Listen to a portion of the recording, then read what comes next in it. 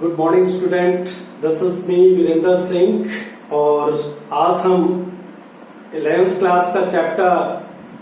3 election and representation कर रहे हैं। इससे पहले हमने इसी चैप्टर में जाना चुनाव क्या है, प्रतिनिधि क्या है, डायरेक्ट इलेक्शन क्या है, डायरेक्ट डेमोक्रेसी, इनडायरेक्ट डेमोक्रेसी के बारे में, अप्रत्यक्ष प्रजातंत्र और प्रत्यक्ष प्रजातंत्र क्या है, और साथ ही हमने जाना कि how the election commission is constituted, election commission का गठन कैसे होता है और how the election commission works, कैसे इलेक्शन कमीशन काम करता है। इलेक्शन कमीशन जो मुख्य चुनाव आयुक्त और उसके जो सहयोग के लिए इलेक्शन कमिश्नर होते हैं उनका अपॉइंटमेंट कैसे होता है, इनका लोकेशन कहाँ है, कैसे सेक्रेटरिएट काम करती है और कैसे पूरे देश में इलेक्शन कमीशन हर प्रांत में काम करता है, उसके बारे में जाना। तो आज हम इससे आगे थोड़ा बढ़ते हैं और आज हम बात करने वाले हैं बच्चे, मेरे बेटे, आज हम बात करेंगे डिफरेंट मेथड ऑफ इलेक्शंस के, जो चुनाव के कौन कौन सी प्रणाली हो सकती है, इलेक्शन के कौन कौन से तरीके हो सकते हैं, उसके बारे में थोड़ा सा एक ओवरव्यू आज डेवलप करने की कोशिश करेंगे। कंसंट्रेशन के साथ में रहिए, ध्यान दीजिए। तो इलेक्शन के लिए अगर थ्रू आउट द वर्ल्ड अगर हम बात करना चाहे स्टूडेंट, तो दो जो सिस्टम है वो मेजोरिटी में अपनाया जाता है, या तो FPTP system, the first past the post system जिसको कहते हैं, यानी कि सर्वाधिक मत से जीत वाली प्रणाली, जो हमारे देश के अंदर हमने जिसको लागू किया हुआ है, हम जिसको अडॉप्ट किए हुए हैं, इसको एफपीटीपी सिस्टम बोलते हैं, the first past the post system. सर्वाधिक जिसके फेवर में सबसे ज्यादा मत जाएंगे, जिसके फेवर में सबसे ज्यादा वोट गिरेंगे, उसको जीत हासिल होगी, ये प्रणाली होगी। या फिर दूसरी बात करें, समानुपातिक प्रतिनिधित्व प्रणाली, proportional representation system, single transferable vote system. तो आज हम बात कर लेते हैं कि हमारे देश के अंदर ये दोनों प्रणाली, दोनों सिस्टम, दोनों मेथड को अपनाया जाता है। कौन से चुनाव में हम एफपीटीपी सिस्टम को अपनाते हैं और कौन से चुनाव के अंदर प्रोपोर्शनल रिप्रेजेंटेशन सिस्टम को अपनाते हैं, इसके बारे में जानते हैं। फिर हम डिटेल में जानेंगे जो आपका एफपीटीपी सिस्टम है उसके बारे में, और उसके बाद में हम बात करने वाले हैं जो एफपीटीपी सिस्टम के ड्रॉबैक्स क्या क्या है, कमियां क्या क्या है, डिमेरिट्स क्या क्या है, और इसके अलावा हम कौन से सिस्टम को अपना सकते हैं, ये आज हम बात करने वाले हैं। तो सबसे पहले एफपीटीपी सिस्टम, सर्वाधिक मत वाले की जीत जो हासिल होगी उसके बारे में, फिर प्रोपोर्शनल रिप्रेजेंटेशन सिस्टम की बात। तो एफपीटीपी सिस्टम बेटा, हम जो देश के अंदर लोकसभा के जो इलेक्शन होते हैं, जो जनरल इलेक्शन जिसको बोला जाता है, उसके अंदर हम एफपीटीपी सिस्टम, या फिर प्रांत की विधानसभा के जो चुनाव होते हैं उनके अंदर भी हम एफपीटीपी सिस्टम, या फिर आपके जो पंचायत के चुनाव होते हैं वहां भी एफपीटीपी सिस्टम, सर्वाधिक मत वाले को विजयी घोषित किया जाता है, ये सिस्टम हम अपनाते हैं, ये मेथड हम अपनाते हैं। फिर हम proportional representation, single transferable vote, समानुपातिक प्रतिनिधित्व प्रणाली को कहां पर अपनाते हैं?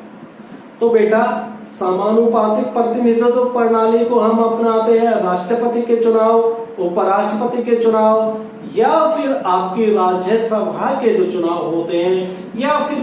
किसी किसी स्टेट में जो विधानसभाएं हैं, विधान परिषद है, उनके चुनाव के अंदर हम जो proportional representation, single transferable vote system को अपनाते हैं। आज हम बात करेंगे, डिटेल्स में एक कॉन्सेप्ट डेवलप करेंगे, आपका एफपीटीपी सिस्टम के बारे में समझेंगे, और इसको समझने के लिए मैं आपको ले चलता हूं 1984 के इलेक्शन। मैडम इंदिरा गांधी की डेथ हो जाती है, that was the former prime minister madam Indira Gandhi in 1984, and उसके बाद में द जनरल इलेक्शंस होते हैं, और उस चुनाव के अंदर जो अपने पूरे देश को, जैसा कि पहले चला आ रहा था, it was distributed among the 543 constituencies के अंदर बांट दिया जाता है चुनाव क्षेत्र के अंदर पूरे देश को। सभी राज्य आगे, इसमें आपके केंद्र शासित प्रदेश आगे, और पूरे देश को के अंदर 543 सीट्स होती हैं, चुनाव क्षेत्र होते हैं। और वहां पर जैसा कि आप जानते हो, सिंगल फेसेस में इलेक्शन करना मुश्किल होता है, इतना बड़ा देश है, तो फेसेस में इलेक्शंस होते हैं। और जो इसका जो रिजल्ट रहा वहां पर हम लेके चलते हैं, जो रोचक विषय है, जो स्टडी का विषय है, वो है इसके परिणाम। इसका परिणाम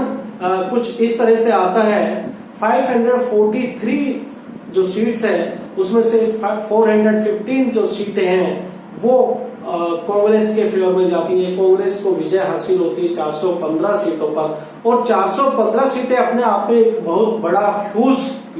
मैंडेट है, एक बहुत बड़ा मत है जो इनके फेवर में जाता है। और 415 सीट की बात करें तो अगर 543 सीट का अगर ये देखें तो लगभग 80% सीटें हैं जो कांग्रेस को मिलती है। अगर 80% सीट तो कांग्रेस के फेवर में चली गई, लेकिन अगर हम इसको जाने तो वोट का जो टर्नआउट है, वोट का परसेंटेज कांग्रेस को कितना मिला, तो वो अगर देखें तो वो था 48% के लगभग। यानी कि पूरे देश में कांग्रेस के फेवर में 48% लोगों ने वोट डाला, और 48% लोगों के वोट डालने से कांग्रेस सरकार बना जाती है। बहुमत के आंकड़े को जो 543 का हाफ है, 272 प्लस 1 273 के आंकड़े से बहुत ऊपर पहुंच जाती है, और देश के अंदर उसकी सरकार बनती है। अब हमको समझने की जरूरत है बेटा कि 48% वोट कांग्रेस को मिले हैं, बाकी 52% वोट कहां चले गए। 52% वोट जो दूसरी पार्टी है कांग्रेस को छोड़ के उनके फेवर में जाते हैं। तो कहने का अर्थ, समझने की बात यह है, जिनको 48% वोट मिलते हैं वो विजयी घोषित होते हैं, सरकार बनाते हैं, और जो 52% वोट जो अन्य पार्टी को मिले हैं, मिलाकर सभी पार्टियों को, वो विपक्ष में बैठते हैं। तो ये अपने आप में एक कह सकते हो जो सर्वाधिक मत से जीत वाली प्रणाली है, इसका एक ड्रॉबैक है, इसकी एक कमी है, एक डिमेरिट है। अगर बात करें जो दूसरा सिस्टम है, प्रोपोर्शनल रिप्रेजेंटेशन एक्ट, जो सिस्टम है, सिंगल ट्रांसफरेबल वोट सिस्टम, जो हम राष्ट्रपति, उपराष्ट्रपति या फिर राज्यसभा के चुनाव या फिर विधानसभा के चुनाव के अंदर, हम विधान परिषद के चुनाव के अंदर जिसको अपनाते हैं, उसमें जो दूसरे नंबर पे आता है। बात करें अगर हम अपनी ही कॉन्स्टिट्यूएंसी चुनाव क्षेत्र की बात कर लेते हैं, गुड़गांव कॉन्स्टिट्यूएंसी के अंदर अगर चुनाव होते हैं, सपोज करो सही कि 2019 के जो मई में इलेक्शन जो कंक्लूड हुए, वहां पर अगर बात कीजिए, समझने के लिए, यहाँ इस कॉन्स्टिट्यूएंसी में चुनाव क्षेत्र में गुड़गांव विधान लोकसभा के चुनाव क्षेत्र में जो पार्टिसिपेट करते हैं कैंडिडेट 12 लगभग, सोचिए आप, और 12 में से सर्वाधिक मत मिलते हैं बीजेपी के कैंडिडेट को, इंद्रजीत हैं जो, और वो विजयी घोषित हो जाते हैं। बाकी जो दूसरे नंबर पे रहे या जिसके, यानी कि इनसे एक वोट कम वाला हार गया और उससे कम वोट वाला भी हार गया, तो जो नंबर 2 और नंबर 3 पे रहे उनको हम कुछ नहीं दे पाए, they have lost their seat.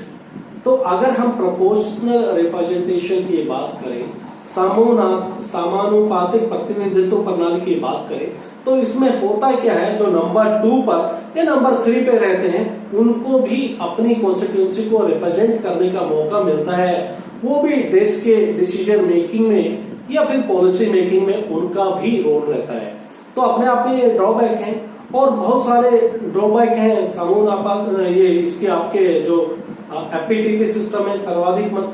अपने देश के अंदर जो अभी तक हम अनुभव करते हैं,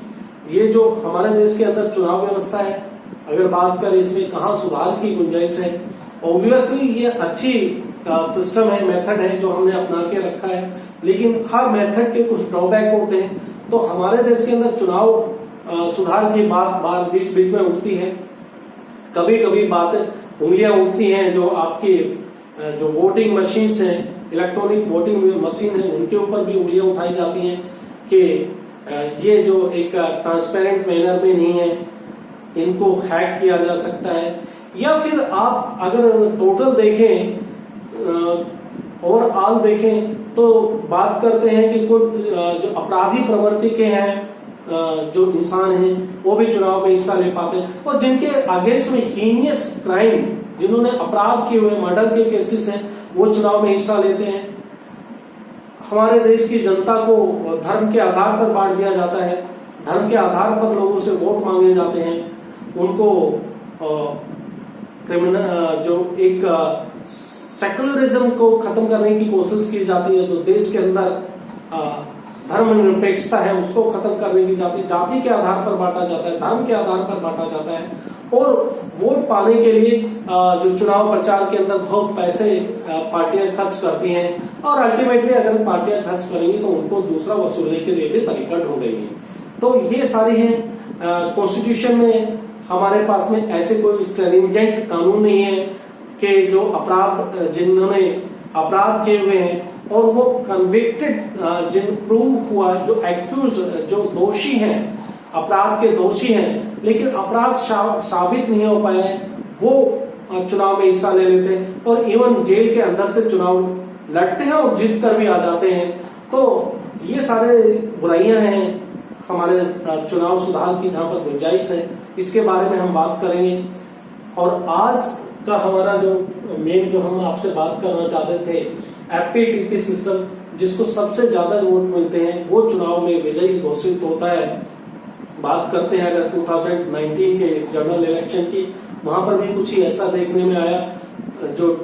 जिसके अंदर बीजेपी को लगभग अगर बात करें तो 303 सीट्स मिलती हैं, 303 सीट या अकेले दम पर जीत के आती है। अगर वोटिंग का फेवर की बात करें तो इनको 37.36% वोट मिलते हैं, और ये अपने आप में एक बहुमत के आंकड़े को पार कर जाती है। और बाकी 37 के अलावा जो बचे हैं वो दूसरी पार्टियां को वोट मिलते हैं, लेकिन वो पार्टियां सरकार के अंदर नहीं है, सरकार का हिस्सा नहीं है। तो ये कुछ अपने आप में ड्रॉबैक है, इसके बारे में फिर कभी बात होगी। आज के लिए हम इस टॉपिक को यहीं पर समाप्त करते हैं, फिर मुलाकात होगी नेक्स्ट टॉपिक के साथ। तब तक के लिए नमस्कार, stay home, stay safe, thank you.